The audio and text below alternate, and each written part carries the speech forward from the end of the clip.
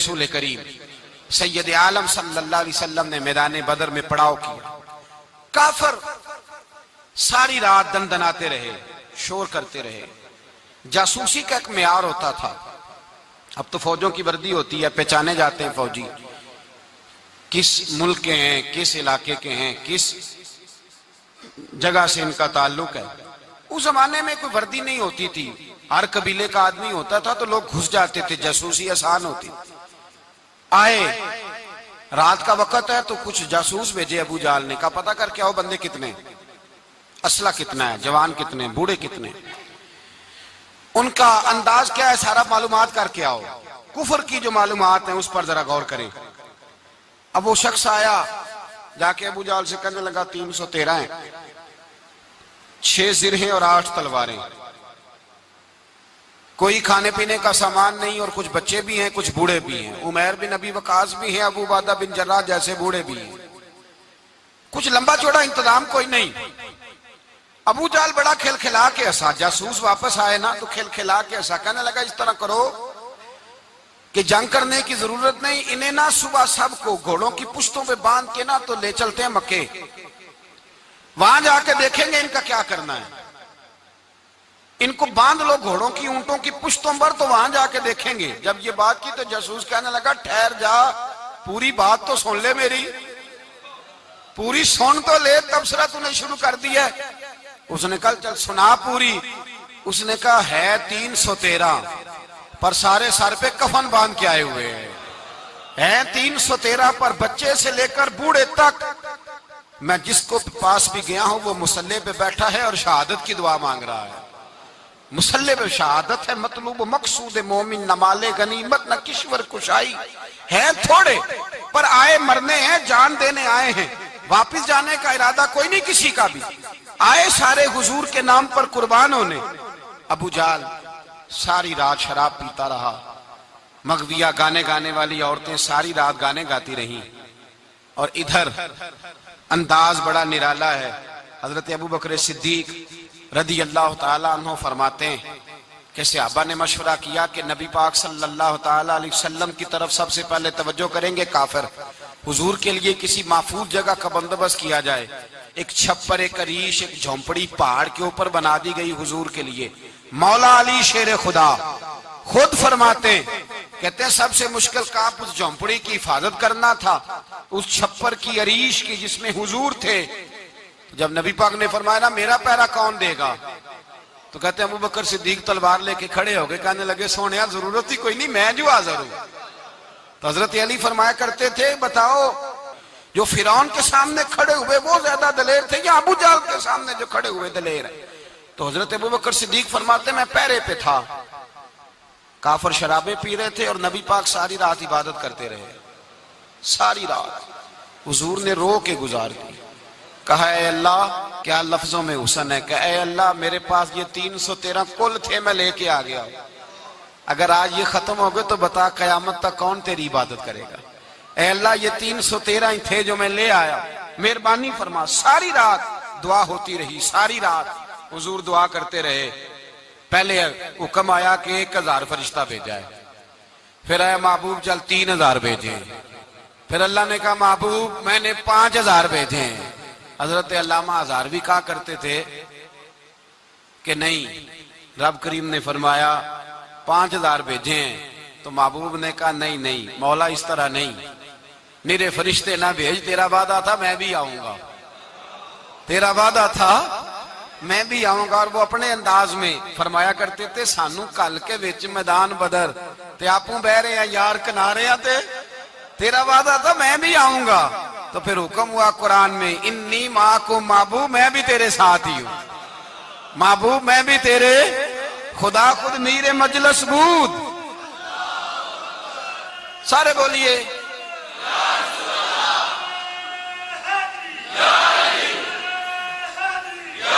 بھئی آج تو دن ہے نا نعرے لگانے کا، یوم البدر منا رہے ہیں، تو آج تو ٹھنڈا ٹھنڈا نعرہ نہ لگائیں. میں نے اپیل کی تھی کہ نعرہ تحقیق بھی لگایا کریں.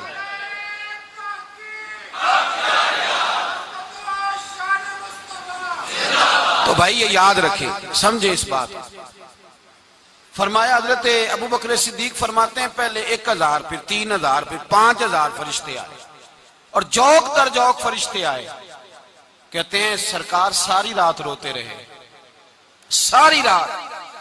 تیرے صرف اسلحے سے ہی اللہ کی مدد نہیں آئے گی، تو نے ایٹم بم بنا لیا اور توفیق عید کی نماز کی بھی نہیں، اس سے تھوڑی مدد آئے گی. میرے مصطفیٰ کریم سید عالم صلی اللہ علیہ وسلم نے فرمایا، امت کو درس دیا، اسلحہ بھی جمع کرنا، طاقت بھی اکٹھی کرنا، صفیں بھی بنانا، اپنے اندر اتحاد بھی پیدا کرنا. لیکن اگر تم نے کفر پر غلبہ حاصل کرنا ہے تو اس کے لیے خدائی مدد کی ضرورت ہوگی. اگر تم سے اللہ کی مدد روٹ گئی تو جتنے مرضی اسلحے جمع کرتے پھرو، جتنی مرضی طاقتیں اکٹھی کرتے پھرو، پھر جس قدر مرضی تم ایٹم بم بناتے پھرو، جب خدائی مدد ہی تمہارے ساتھ نہیں تو کیسے نظام چلے؟ تو حضرت ابو بکر صدیق فرماتے ساری رات، حتیٰ کہ میں بے چین ہو گیا. حضور سجدے میں تھے تو میں حضور کے اوپر لیٹ گیا. میں نے کہا محبوب بس کریں، اٹھ کے دیکھے تو صحیح میرے اللہ نے کتنی مدد نازل فرما دی ہے. صبح رسول پاک تشریف لائے. صحیح مسلم، ابو داؤد، کتابوں کے نام یاد رہیں گے. حضرت انس بن مالک حدیث کے راوی ہیں، کہتے ہیں حضور اٹھے اور ایک دن پہلے چھڑی لے کے میدان میں آئے. ایک دن پہلے اٹھے. دیکھو میرے محبوب کے علم کی شان. میرے اعلیٰ حضرت فرماتے ہیں اور کوئی غیب تم سے نہا ہو بھلا جب خدا ہی نہ چھپا رہا. اور کوئی غیب تم سے نہا ہو بھلا جب خدا ہی نہ چھپا رہا.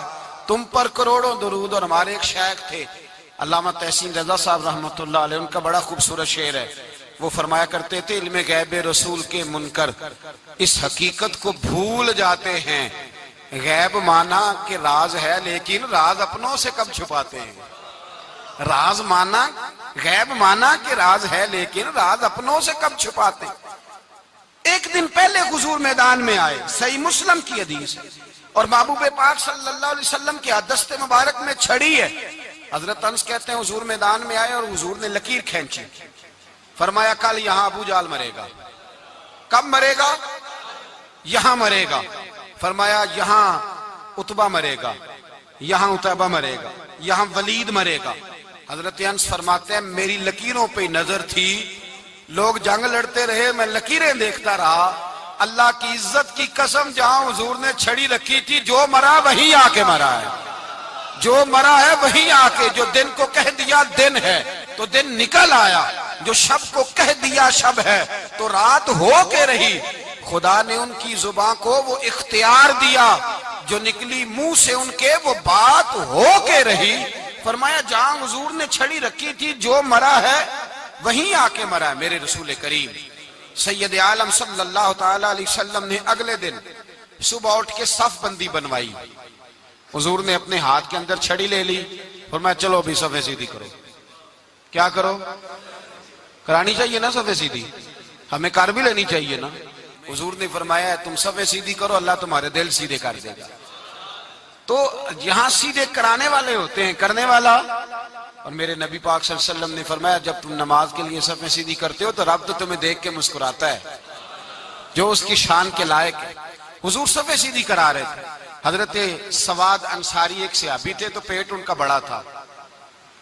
حضور نے چھڑی رکھی. فرمایا پیچھے ہٹ تھوڑا سا، بڑا پیٹ تھا. چھڑی لگائی نہ تو کہنے لگے حضور کیوں ماری ہے چھڑی آپ نے مجھے. نبی پاک صلی اللہ علیہ وسلم نے فرمایا چل ناراض نہ ہو، بدلہ لے لے. کہنے لگے لائیں دے بدلہ. حضور نے چھڑی پکڑائی تو کہنے لگے کپڑا ہٹائیں. حضور نے کپڑا ہٹایا تو جس میں اقدس چومنے لگے. کہنے لگے محبوبہ پتہ نہیں تھوڑی دیر کے بعد کیا بننا ہے. میں نے کہا جاتی جاتے بوسے ہی لے لوں حضور، بوسے ہی لے لوں جاتے جاتے مصطفیٰ کریم. اور یہ واقعات کئی صحابہ کے، حضرت عکاشہ بن محسن کا بھی ہے اور بھی کئی لوگوں کا. میرے رسول پاک علیہ السلام میدان بدر میں، بدر کی فضا عرض کر رہا ہوں. دو صحابی تھے، ایک کا نام حضرت حذیفہ بن یمان اور ایک کا نام حضرت حسیل. یہ دو صحابی ہیں رسول پاک صلی اللہ علیہ وسلم. یہ کہیں سے آ رہے تھے واپس. ابو جال کی ملاقات ہو گئی. جنگ میں جا رہے ہو، اپنے نبی کے لیے آئے ہو، مدد کرو گے؟ انہوں نے کہا نہیں ہم تو ویسے ہی آ رہے تھے. ابو جال نے کہا اگر ویسے ہی آ رہے تھے تو ٹھیک ہے جاؤ. وعدہ کرتے ہو لڑو گے تو نہیں؟ کہا نہیں لڑیں گے. یہ دونوں وعدہ کر کے آ گئے حضور کے پاس. کہا یا رسول اللہ ہم نے اس سے وعدہ کر لیا ہے. لیکن ہمارا ارادہ تو لڑائی کرنے کا ہے، ہمیں تو یہاں کے پتا چلا ضرورت پڑی ہے۔ تو نبی پاک صلی اللہ علیہ وسلم نے فرمایا تم نے وعدہ کر لیا اب تم نہیں لڑو گے۔ کہا یا رسول اللہ کافر سے وعدہ کیا ہے۔ میرے نبی پاک نے فرمایا کیا تو مومن نے ہے نا۔ کس نے کیا ہے؟ اللہ اکبر۔ کوئی وعدوں کی پاسداری نہیں کرتا۔ میدان بدر میں جہاں ایک ایک فرد کی ضرورت ہے، ایک ایک فرد کی، وہاں رسول پاک نے فرمایا مومن نے وعدہ کیا ہے لہذا ہم دو مجاہد کاٹتے ہیں۔ فرمایا تم بیٹھ جاؤ تم نہیں لڑو گے۔ اب دونوں لشکر آمنے سامنے ہوئے، آمنے سامنے۔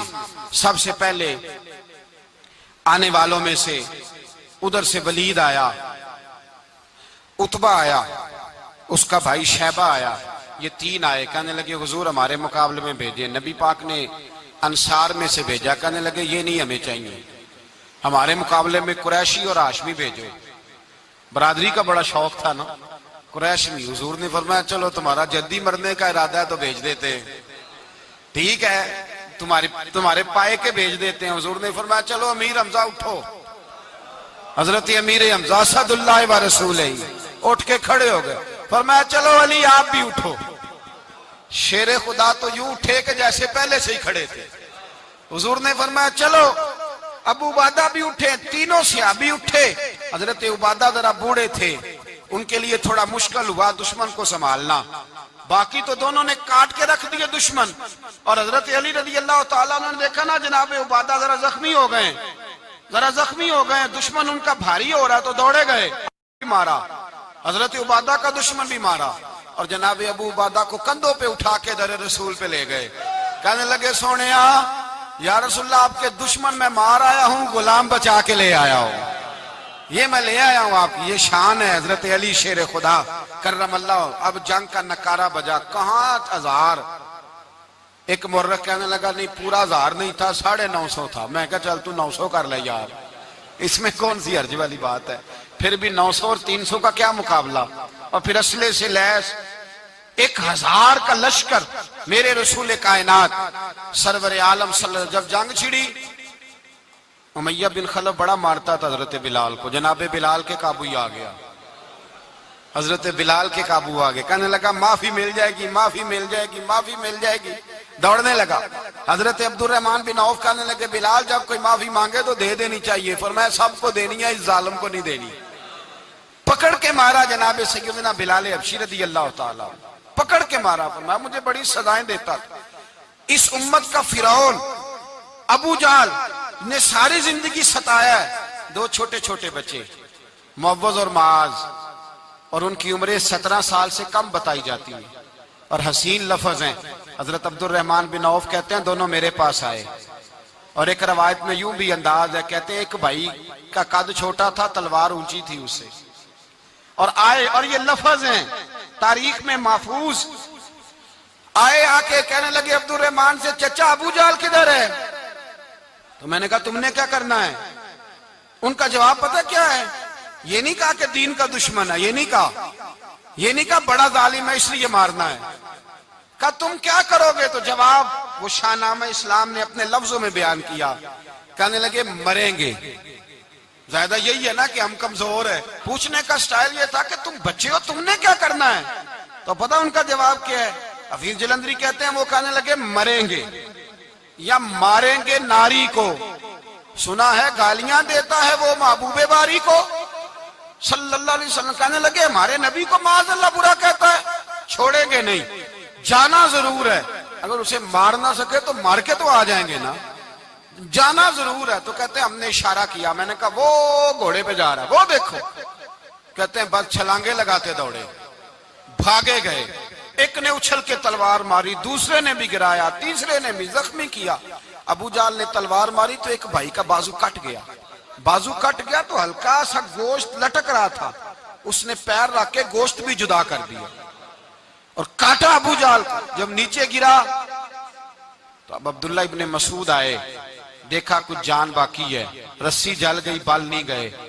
حضرت عبداللہ ابن مسعود جب گلا کاٹنے لگے تو کہنے لگا ذرا نا گردن نیچے سے رکھ کے کاٹنا، گردن ذرا نیچے رکھ کے کاٹنا۔ فرمایا کیوں؟ کہنے لگا ذرا سردار ہوں، گردنوں میں پڑی گردن میری اونچی نظر آنی چاہیے، رسی جل گئی پر بال کہنے لگا ایسا نہ ہو غلاموں میں پڑی ہو تو چودھری کی گردن لیدہ ہی نہ نظر آئے، ذرا نیچے سے رکھ کے کاٹنا۔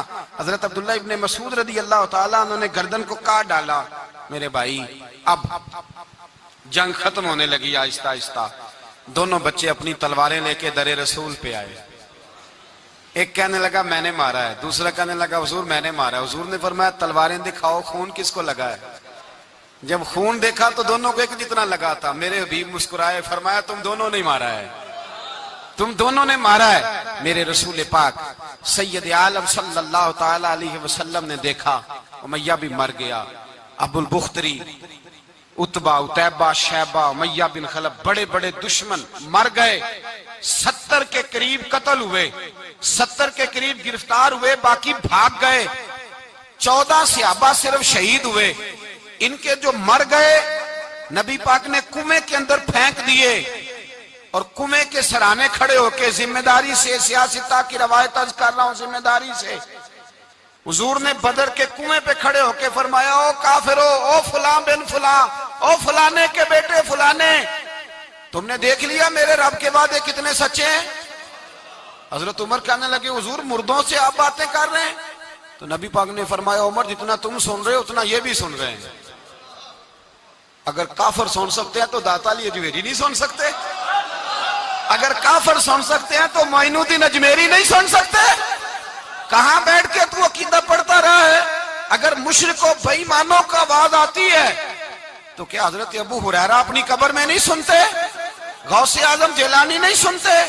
میرے اعلیٰ حضرت کا عقیدہ ہے، وہ فرماتے ہیں واللہ وہ سن لیں گے اور فریاد کو پہنچیں گے ہم۔ اتنا تو ہو کوئی فریاد کرے دل سے، اتنا تو ہو کوئی فریاد کرے دل سے۔ اور اگر کافر اور بے ایمان کنویں میں گرا سن سکتا ہے تو کیا آمنہ کا لال اپنے مزار میں نہیں سن سکتے؟ کہاں سے لوگ عقیدہ لے آتے ہیں؟ میرے نبی پاک نے فرمایا سنتے ہیں۔ سلام دیتے ہو جب قبرستان جاتے ہو؟ کیا کہتے ہو؟ سلام کس کو کہا جاتا ہے؟ اس کو کہا جاتا ہے جو وعلیکم السلام کہے، اس کو کہا جاتا ہے جو وعلیکم السلام کہے۔ او بھائی سنو، میرے رسول پاک سید عالم صلی اللہ تعالی علیہ وآلہ وسلم نے کہا دیکھا تم نے میرے رب کا وعدہ کتنا سچا ہے؟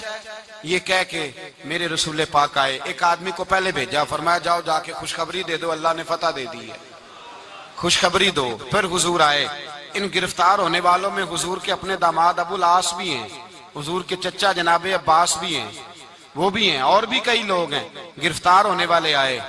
حضرت انس کہتے ہیں آدھی رات کا وقت تھا، جب ان کو لایا گیا نا گرفتار کرنے والوں کو مدینے، تو صحابہ کو غصہ ہی بڑا تھا، کس کس کے رسیاں باندھ دی۔ حضرت بلال کی ڈیوٹی تو ذرا زور زور سے باندھتے تھے، زور زور سے، ذرا تگڑی کر کے، بڑا ستایا تم لوگوں نے، زور زور سے۔ کہتے ہیں آدھی رات کا وقت ہوا، میں مسجد میں آیا تو حضور کو بے چینی سے ٹہلتے دیکھا مسجد میں۔ تو میں نے کہا حضور کیا ہوا؟ یہ سونے کا وقت تھا آپ کے آرام کا، تھکے ہارے آئے تھے۔ تو حضور نے فرمایا تم نے رسیاں زور سے باندھ دی ہیں، وہ ہائے ہائے کرتے ہیں، مجھے نیند نہیں آتی۔ نیند حضور وہ دشمن ہے، وہ آپ کا دشمن ہے۔ فرمایا وہ میرے دشمن ہے پر میں تو رحمت للعالمین ہوں، ذرا ڈھیلی کر دو، سو جائیں تو میں بھی سو جاؤں۔ سویرے حضور نے صحابہ کو بلایا، فرمایا ان کا کرنا کیا ہے؟ حضرت عمر کا مشورہ سنو۔ حضرت عمر کہنے لگے حضور جو میرے رشتہ دار ہیں میرے حوالے کرے، پہلے میں ان کی گردنیں کاٹوں۔ جو ابو بکر کے ہیں اس کو ان کی گردنیں کاٹے، جو عثمان کے ہیں علی کے ہیں ان کو دو، سب کو کاٹیں، اپنے اپنے رشتہ داروں کو۔ میرا جو ہے میں اپنے ہاتھوں سے اسے ذبح کروں گا، میرے نبی کی دشمنی کرتا ہے۔ حضور نے فرمایا عمر تیرا فیصلہ ذرا تگڑا ہے، تھوڑا نرم چاہیے۔ حضرت ابو بکر صدیق کو بلایا، فرمایا تیرا کیا ارادہ ہے؟ حضرت ابو بکر کہنے لگے حضور کچھ فدیہ لے لیں، ان پہ رحم کریں، مجھے لگتا ہے بہت سارے کلمے پڑ جائیں گے، کچھ مہربانی کریں، ان پہ شفقت کریں۔ حضور نے فدیہ تعین کر دیا، فرمایا اتنے اتنے پیسے دو، جاتے جاؤ۔ کچھ نے کہا ہم غریب ہیں، فرمایا تم مسلمانوں کے 10 بچوں کو حساب کتاب سکھا دو، تمہیں چھٹی۔ کچھ نے کہا جی ہمیں یہ بھی نہیں آتا، فرمایا تم ویسے ہی آزاد ہو جاؤ۔ بہت ساروں پہ مہربانی کی۔ حضرت عباس کھڑے ہوئے حضور کے سامنے، چچا۔ تو نبی پاک نے فرمایا چاچا وہ لاؤ فدیہ۔ کہنے لگے بھتیجے میرے پاس تو کچھ بھی نہیں، کوئی شے نہیں۔ تو حضور نے فرمایا چاچا وہ جس دن تم آ رہے تھے کمرے کا دروازہ اندر سے بند کر کے اتنی بڑی سونے کی اینٹ میری چاچی کو دی تھی، کہا اگر میں بچ کے آ گیا تو ٹھیک ہے، نہ آیا تو تمہارے لیے کافی ہوگی، وہ کدھر ہے؟ خیال آیا، حضرت عباس کانپنے لگے۔ یہ سن کر حضرت عباس پر راشا ہوا طاری کہ پیغمبر تو رکھتا ہے دلوں کی بھی خبرداری۔ خیال آیا مسلمان نیک و بد پہچان جاتے ہیں اور محمد آدمی کے دل کی باتیں جان جاتے ہیں۔ کہنے لگے وہ کدھر ہے؟ تو جناب عباس کہنے لگے محبوبہ وہ تو فدیہ تو میں دوں گا ہی اب، لیکن میں مان گیا ہوں آپ اللہ کے سچے رسول ہیں، اس لیے کہ میرے اور میرے بیوی کے علاوہ کسی کو اس بات کی خبر نہ تھی۔ اسی جنگ میں حضرت ختیجہ کا وہ ہار آیا جس کا تذکرہ میں پچھلے دنوں کر چکا، اللہ تعالیٰ نے فتح دی۔ کسی جگہ بھی کوئی تکبر کا لفظ میرے نبی پاک نے بیان نہیں فرمایا، کسی جگہ حضور نے یہ نہیں کہا کہ ہم بڑی دانائی سے لڑے، ہم بڑے دلیر تھے، ہماری صف بندی بڑی سیانی تھی، یہی فرمایا وَلَقَدْ نَصَرَكُمُ اللَّهُ بِبَدْرٍ، اللہ نے ہماری مدد کی، اللہ نے ہماری۔ میری اور آپ کی زندگی میں جہاں نقص واقع ہوتا ہے نا، وہاں ہم کامیابیاں اپنے کھاتے میں ڈالنے لگتے ہیں تو فضائے بدر پیدا نہیں ہوتی۔ یاد رکھیں اگر رات کو گانے سنیں گے، شراب کباب کے دور چلیں گے تو پھر بدر کی فضا پیدا نہیں ہوگی، پھر تو کفر کی فضا پیدا ہوگی۔ اور اگر رات کو مصلے آباد رہیں گے، میں نے کچھ دن پہلے کہا تھا جمعے میں، صلاح الدین ایوبی جب جنگ لڑ رہے تھے تو ایک بحری بیڑا آ رہا تھا دشمنوں کا اسلحہ لے کے، مسلمانوں کے پاس اسلحہ پہلے کم تھا، تو ایک بحری جہاز اور اسلحہ لے کے آ رہا تھا عیسائیوں کا، تو صلاح الدین ایوبی ساری رات مسجد اقصی میں روتے رہے۔ سویرے ایک بزرگ ملے تو کہنے لگے، پہلے رات کو بھی ان سے دعا کے لیے کہا، پھر سویرے صلاح الدین کہنے لگے حضور دعا کرنا، مسلمان پہلے ہی کمزور ہیں اور عیسائیوں کا ایک بحری بیڑا اسلحہ لے کے اور آ رہا ہے۔ تو بزرگ کہنے لگے وہ تو بیڑا غرق ہو گیا ہے، وہ غرق ہو گیا۔ کہا کہاں غرق ہوا؟ تو کہنے لگے تو ساری رات روتا رہا تو تیرے آنسوؤں میں ہی غرق ہو گیا، تیرے آنسوؤں میں غرق ہو گیا، وہ اب نہیں آئے۔ کچھ دیر کے بعد خبر مل گئی واقعی ڈوب گیا ہے پانی میں۔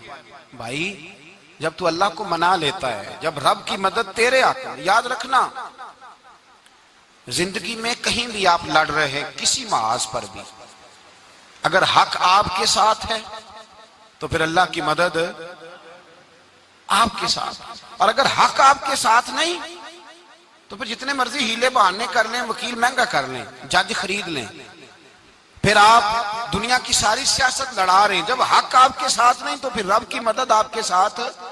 آج شام کے اندر روز قتل ہوتا ہے، برما کے مسلمانوں پر زمین تنگ ہے، کشمیر میں اتنا خون بہہ چکا ہے کہ اب شاید کشمیر کی وادی خون پیتی بھی نہیں، اتنا خون بہہ گیا ہے۔ فلسطین قبلہ اول مسلمانوں کا مسجد اقصی یہودی کے قبضے میں ہے، مسلمان اپنی اپنی اپنی اپنی، اور ظلم کی بات یہ ہے، ظلم کی بات کہ ہم توحید کا اعلان کرنے والے، توحید کے ٹھیکیدار بننے والے، سلوٹ کرنے پہ آتے ہیں تو عیسائیوں کو بلا کے کرتے ہیں، یہودیوں کو بلا کے کرتے ہیں۔ میرے بھائی مسلمان کے پاس اسلحہ بھی ہے، پیسہ بھی ہے، دولت بھی ہے، ہر قسم کا ذخیرہ ہے، ضرورت یہ ہے کہ اسے خدا کی مدد نصیب ہو جائے۔ اللہ کی مدد جب تھی تو اسلحے کی ضرورت نہ تھی، جب تک خدا کی فضائے بدر پیدا کریں، فضائے بدر پیدا کریں۔ اگر حق آپ کے ساتھ ہے، اندر خلوص ہے اور آپ لڑ اللہ کے دین کے لیے رہے ہیں، ذاتی اگر نام و نمود ہے، خواہشات ہیں، ذاتی آپ کے مفادات ہیں، تو پھر بڑی جلدی یہ سفر ناکامیوں کا سفر ہو جاتا ہے۔